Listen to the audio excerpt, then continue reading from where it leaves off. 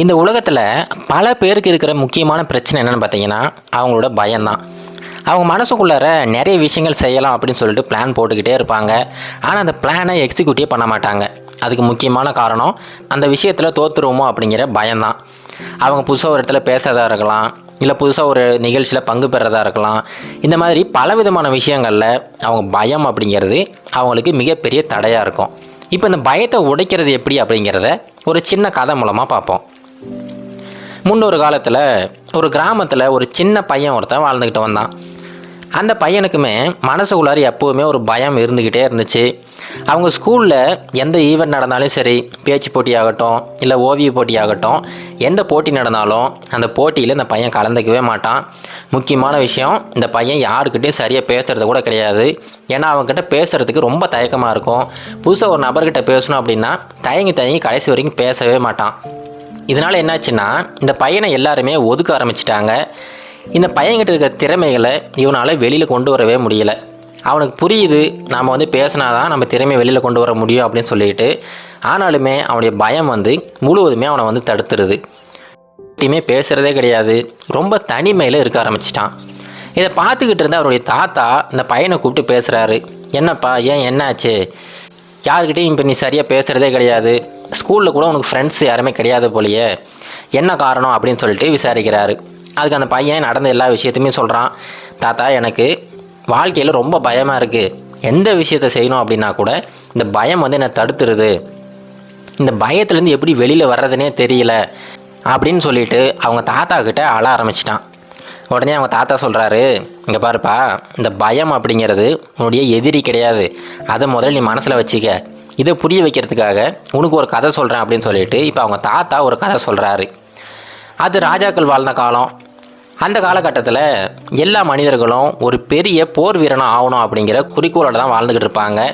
பெரிய மனிதர்கள் மட்டும் கிடையாது, சின்ன குழந்தைகள்லேருந்து எல்லாருமே போர் பயிற்சியில் ஈடுபட்டுக்கிட்டே இருப்பாங்க. அந்த நாட்டில் ஒரு சின்ன பையன் ஒருத்தர் இருக்கான். அந்த பையனுக்கு இந்த சண்டை போடுறதை பார்த்தாவே ரொம்ப பயமாயிடுச்சு. ஆனால் மனசுக்குள்ளார ஒரு பெரிய போர் வீரன் ஆகணும் அப்படிங்கிற எண்ணம் மட்டும் இருந்துக்கிட்டே இருக்குது. ஆனால் அந்த பையனால் எந்த ஒரு போட்டிகள்லையுமே கலந்துக்க முடியலை. கீழே விழுந்துருவோமோ, விழுந்தால் அடிபட்டுருமோ அப்படிங்கிற பயம் அந்த பையனை தடுத்துக்கிட்டே இருக்குது. நாளடைவில் இந்த பையன் வளர்ந்துக்கிட்டு இருக்கான். ஆனாலுமே அவனால் எந்த ஒரு போர் பயிற்சியிலுமே ஈடுபட முடியல. எத்தனையோ போட்டிகள் நடக்குது, எந்த போட்டிகள்லையுமே இவனால் கலந்துக்கவே முடியலை. அந்த ஊரில் இருக்கிற எல்லாருமே இந்த பையனை ரொம்ப ஏளனமாக பேச ஆரம்பிச்சிட்டாங்க. இந்த பையனை ஒரு கோழை மாதிரி ட்ரீட் பண்ண ஆரம்பிச்சிட்டாங்க. இந்த விஷயத்தை அந்த பையனால் ஏற்றுக்கவே முடியல. மனசுக்குள்ளார எவ்வளோ ஆசைகள் இருந்தாலும் அவனால் அந்த போர் வீரனாக ஆகவே முடியலை. அந்த சமயம் அந்த பையன் ஒரு துறவியை போய் சந்திக்கிறான்.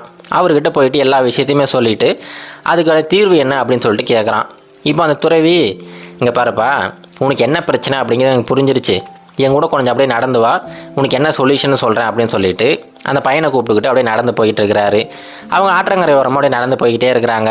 அப்படி போய்கிட்டே இருக்கும்போது அந்த ஆற்றுக்கு நடுவில் ஒரு பெரிய கல் ஒன்று இருக்குது. அந்த கல் அந்த பையன்கிட்ட காட்டுறாரு. காட்டிட்டு, இங்கே பாருப்பா, அந்த இடத்துல உனக்கு என்ன தெரியுது அப்படின்னு சொல்லிட்டு கேட்குறாரு. அதுக்கு அந்த பையன் சொல்கிறான், ஐயா, அந்த இடத்துல ஒரு பெரிய கல் இருக்குது, அந்த கல்லை சுற்றி தண்ணி போய்கிட்டு இருக்கு, இதில் என்னங்க ஐயா இருக்குது அப்படின்னு சொல்லிட்டு கேட்குறான். அதுக்கு அந்த துறவி சொல்கிறாரு, இங்கே பாருப்பா, அந்த இடத்துல அந்த கல் இருக்குது அப்படிங்கிறதுக்காக அந்த தண்ணி இருக்குது பார்த்தியா, தண்ணி அதை தாண்டி போகாமல் அங்கேயே நின்றுட்டா என்ன ஆகும் அப்படின்னு சொல்லிட்டு கேட்குறாரு. அதுக்கு அந்த பையன் சொல்கிறான், ஐயா, அப்படி நடந்தால் தண்ணியோட ஃப்ளோ மொத்தமாகவே கட் ஆகிரும். தண்ணி இந்த பக்கம் இருந்தால் அந்த பக்கம் போகவே முடியாது. ஆனால் தண்ணி பார்த்திங்கன்னா ரொம்ப சுலபமாக தகவமைச்சிக்கும். அதுக்கு நடுவில் எவ்வளோ பெரிய தடைகள் வந்தாலும் சரி, அந்த தடையை அப்படியே தாண்டி, எவ்வளோ பெரிய தடைகள் வந்தாலும் சரி, அது சின்ன சின்ன தடைகளாக இருந்தால் அந்த தடைகளை உடைச்சி எறிஞ்சிட்டு அந்த தண்ணி போய்கிட்டே இருக்கும். ஒருவேளை இந்த பாறை மாதிரி ஒரு பெரிய தடையாக இருந்தால் அந்த பாறையை அப்படியே விட்டுட்டு அந்த பாறையை சுற்றி புதுசாக ஒரு பாதையை உருவாக்கிக்கும். இதுதான் தண்ணியோட தன்மைங்கய்யா, இது எல்லாருக்கும் தெரிஞ்ச விஷயம் தானே அப்படின்னு சொல்லிட்டு அந்த பையன் சொல்கிறான். இது எல்லாத்தையுமே கேட்டுட்டு அந்த குரு சொல்கிறாரு, இங்கே பாருப்பா, உடைய வாழ்க்கையில் இந்த பயம் அப்படிங்கிற விஷயம் இந்த பாறை மாதிரி தான். உன்னுடைய வாழ்க்கையோட ஃப்ளோவில் இந்த பயம் அப்படிங்கிறது அங்கங்கே வரதான் செய்யும். அந்த பயத்தை நீ ஒரே அடியாக போக்கவே முடியாது.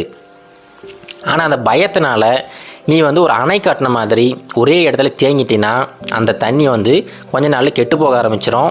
உன்னுடைய வாழ்க்கையிலுமே அந்த முன்னேற்றம் அப்படிங்கிறது கொஞ்சம் கொஞ்சமாக குறைய ஆரம்பிச்சிடும். ஆனால் அதை விட்டுட்டு இந்த தண்ணி மாதிரி எப்போ நீ அந்த பாறையை தாண்டி ஏதோ ஒரு பாதையை நீயே சூஸ் பண்ணி போய்கிட்டே இருக்கிறியோ அப்போது உன்னுடைய பயத்தை நீ ரொம்ப சுலபமாக வெற்றி அடைஞ்சிடலாம் அப்படின்னு சொல்லிட்டு குரு சொல்கிறாரு. இப்போ தான் அந்த பையனுக்கு லேசாக புரியுது. அவர் சொன்ன அந்த எடுத்துக்காட்டு அவன் மனசில் அப்படியே பதிஞ்சிருச்சு. அன்னையிலிருந்து எப்போல்லாம் அவனுக்கு பயம் வருதோ அப்போல்லாம் அந்த பாறையை மனசில் நினச்சிக்கிட்டான். அந்த பயம் அப்படிங்கிறது நம்முடைய எதிரி கிடையாது, அது சின்னதாக ஒரு தடங்கள் மட்டும்தான். அந்த தடங்களை தாண்டி நம்ம பாட்டு போய்கிட்டே இருப்போம் அப்படின்னு சொல்லிட்டு அந்த பயத்தை தூக்கி எறிஞ்சிட்டு அவனுடைய பாதையை வகுத்துக்கிட்டு போய்கிட்டே இருந்தான். நாளடைவில் கொஞ்சம் கொஞ்சமாக ப்ராக்டிஸ் பண்ண ஆரம்பித்தான். ஸ்டார்ட் பண்ணும்போது ரொம்ப கஷ்டமாக தான் இருந்துச்சு. நிறைய போர் வீரர்கள் கூட சண்டை போட்டுக்கிட்டே இருந்தான். ஒவ்வொரு நாளும் சண்டையில் தோற்றுக்கிட்டே இருந்தான். ஆனால் ஒவ்வொரு தோல்வியிலையுமே புதுசாக நிறைய விஷயங்கள் கற்றுக்க ஆரம்பித்தான். நாளடைவில் இந்த பையன் ஒரு மிகப்பெரிய போர் வீரனாக உருவெடுத்துட்டான். அந்த போர் வீரனை அந்த நாட்டோட தளபதியாகவே நியமிக்கிறாங்க. இது எல்லாத்தையுமே காரணம் அந்த குரு சொன்ன அந்த சின்ன அட்வைஸ் தான். இப்போ கூட அந்த பையனுக்கு ஏதாவது ஒரு ஃபெயிலியர் வந்தால், ஏதாவது ஒரு பயம் வந்தால் அந்த இடத்துல அந்த பாறையை நினச்சிக்கிட்டு அவன் பாட்டுக்கு அவனுடைய பாதையை வகுத்துக்கிட்டு போய்கிட்டே இருப்பான். இப்போ இந்த கதையை அவனுடைய தாத்தா அந்த பையனுக்கு சொல்கிறாரு. சொல்லி முடிச்சுட்டு, இங்கே பாருப்பா, இந்த கதையில் வந்தது போல தான் உன்னுடைய வாழ்க்கையில் இந்த பயத்தை நீ எப்போ எதிரியை பார்க்குறியோ அப்போவே உன்னுடைய முன்னேற்றம் தடைப்பட்டுரும். எல்லா மனிதர்களும் பயப்பட தான் செய்வாங்க. ஆனால் எந்தெந்த மனிதர்கள் அவங்க பயத்தை வெற்றி கொண்டு மேலே வராங்களோ அவங்க தான் மிகப்பெரிய வெற்றியாளர்களாக மாறுறாங்க. அதனால் நீயுமே அந்த கதையில் வர போர் வீரன் மாதிரி இந்த பாறையை ஞாபகம் வச்சுக்க. எப்போயெல்லாம் உனக்கு பிரச்சனை வருதோ, எப்போயெல்லாம் நீ ரொம்ப அதிகப்படியாக பயப்படுறியோ அந்த பயத்தை நீ உன்னுடைய எதிரியாக பார்க்காம அது ஒரு சின்ன தடையாக மட்டும் பாரு. முடிஞ்சால் அந்த தடையை தகர்த்துட்டு போய்கிட்டே இரு. அப்படி முடியலன்னா அந்த தடையை சுற்றி புதுசாக ஒரு பாதையை வகுத்துக்கிட்டு போய்கிட்டே இரு அப்படின்னு சொல்லிட்டு அந்த பையனுக்கு அட்வைஸ் பண்ணுறாரு.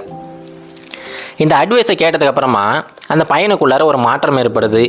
அதுக்கு அடுத்த நாள் பார்த்திங்கன்னா அவங்க ஸ்கூலில் ஒரு பேச்சு போட்டி வச்சுருக்கிறாங்க. அந்த பேச்சு போட்டியில் நிறைய ஸ்டூடெண்ட்ஸ் கலந்துக்கிட்டு அவங்க திறமையை வெளிப்படுத்திக்கிட்டே இருக்கிறாங்க. இப்போ இந்த பையனுமே ரொம்ப தைரியமாக அவனுடைய பேரை அங்கே கொடுத்துட்டான். இப்போ அந்த பையனோட பேரை கூப்பிட்றாங்க. அவன் ஒவ்வொரு அடி அந்த மேடையை நோக்கி வைக்கும் போதுமே அவன் மனசுக்குள்ளார அப்படியே பயம் வந்து போய்கிட்டே இருக்குது. அப்படியே அவனுக்கு வேர்த்து ஒழுக ஆரம்பிச்சிருச்சு. ஏன்னா முதல் முறையாக அந்த மேடையில் ஏறி எல்லோரும் முன்னாடி பேச போகிறான். ஒரு வழியாக மேடையில் ஏறி நின்றுட்டான். அங்கே நின்று எல்லாரையும் பார்க்கும்போது அவனால் பேசவே முடியல. வாயில் வார்த்தைகளே வரமாட்டேங்குது. மைக்கை பிடிச்சிக்கிட்டு அப்படியே நின்றுக்கிட்டே இருக்கான். அந்த சமயத்தில் அவங்க தாத்தா சொன்ன அந்த அட்வைஸ் ஞாபகத்துக்கு வருது. இந்த பையனுமே அந்த பாறையை ஞாபகம் வச்சுக்கிறான். இந்த ஒரு பயத்தை நம்ம கடந்துட்டோம்னா கண்டிப்பாக நம்ம வாழ்க்கையில் வெற்றி பெற்றலாம் அப்படின்னு சொல்லிட்டு முதல் வேலையாக அந்த பயத்தை தூக்கி எறிஞ்சிட்டு ஸ்டார்ட் பண்ணும்போது திணறிக்கிட்டே ஸ்டார்ட் பண்ணால் கூட போக போக போக கொஞ்சம் கொஞ்சமாக பிக்கப் பண்ணிவிட்டு இவ்வளோ நாள் அவன் அடக்கி வச்சுருந்த எல்லா திறமையுமே அந்த ஒரு போட்டியில் எல்லார் முன்னிலையிலுமே வெளிப்படுத்துகிறான். அதை பார்த்த உடனே எல்லாருக்குமே ஆச்சரியம். என்னது இது வரைக்கும் பேசாது இருந்த பையன் இந்த அளவுக்கு வெளுத்து வாங்குறானே அப்படின்னு சொல்லிட்டு எல்லாருமே ஆச்சரியத்தோடு கைத்தட்டுறாங்க. அந்த பையனுக்கு முதல் பரிசுமே கொடுக்கப்படுது. இப்போது அந்த கதையில் வர்றது போல தாங்க நமக்குமே ஒவ்வொரு நாளும் இந்த பயம் அப்படிங்கிறது வந்துக்கிட்டு தான் இருக்கும்.